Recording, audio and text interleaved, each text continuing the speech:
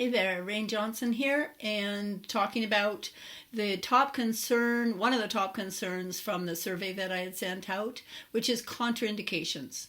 I've been in aromatherapy since 1984, and that continues to be one of my concerns as well. So thank you for that. I'm going to cover in such a short, concise time what's most important that I see. And most adverse effects results from essential oils from skin reactions rather than toxicology effects. And toxicity is only very relevant if someone was foolish enough to consume certain oils to excess. However, the adverse effects on the skin should never be underrated, as these can be severe and long-lasting. So oils such as the expressed bergamot, can cause a lifelong condition known as photosensitization. And oils like peppermint and cinnamon bark can actually burn the skin if they come in contact for too long.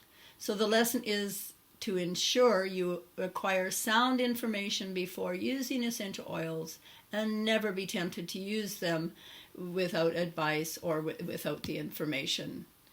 And be wary of safety advice in the popular aromatherapy books, much as a lot of the body is flawed.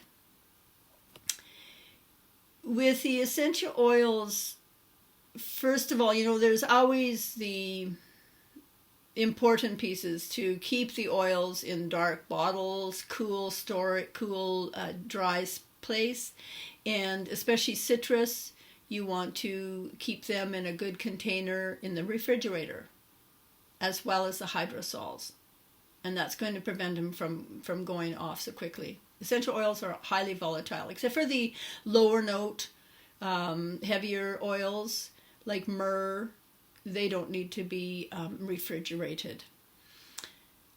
Using the essential oils in massage and touch, it's going to be very, very light. The body's going to be supported really well, even if you're just working on the hands and feet, which is where I highly recommend it if you're not a trained massage therapist when you're working with the terminally ill. Hands and feet are the safest. Light touch. Avoid any pressure on bruises. Avoid tumors, open wounds, recent scars, and tissue damage, and of course IV. And heavy edema, only light stroking on that. I really don't have time. I am a massage therapist and love to teach palliative massage, but I don't really have time to do that here. But it's that light touch. You're going to dilute the essential oils to 1 to 2%, no more. Never, I highly recommend, never apply the essential oils neat. So always dilute them in a base oil. Use essential oils that are well documented.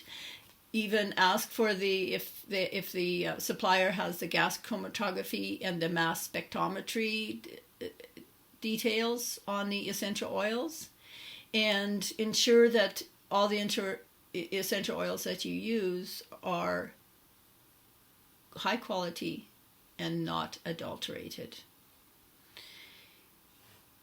There are those who have asthma, epilepsy, COPD. You want to have some caution there, but again, if they're highly diluted, but do some research on it. You're going to, if there are those conditions present with your client or with your loved one, then consult their doctor. And if used in a bath, whether for you or your client, you're going to use a dispersant. And I'll have to cover more information on that later, but use a dispersant, a soluble dispersant. Be aware again of those, like bergamot can be very highly photosensitive. Any drugs that can cause dermatitis like skin reactions, you want to avoid certain oils in those cases. Caution with citrus and pine oils. I don't use pine on my clients anyway, but those oils that have a tendency to develop skin sensitizing chemicals within as they age. So as a general rule, don't use some of the citrus and pines after 6 months. You can use them perhaps on diffusing, in a room diffuser, but do not use them topically. Helichrysum is great for bruises, and there's indications out there that it does help to stop bleeding, but those people that are on blood thinners have caution there with that. And I had mentioned about the storage. Very, very important to store them correctly. There's talk out there on those who suffer from seizures or disorders, including epilepsy.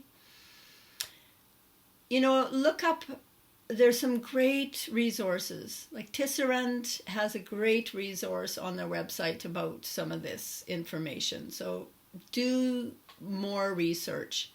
And there is actually a research institute for fragrance materials called RIFM. And you can go to that website and find out more information too. But keep an eye on my inbox, and because I do have some exciting news coming up, and I'd love to stay connected, hear from you. If you have more questions after this video, then please do hit reply and let me know. Thanks for joining me.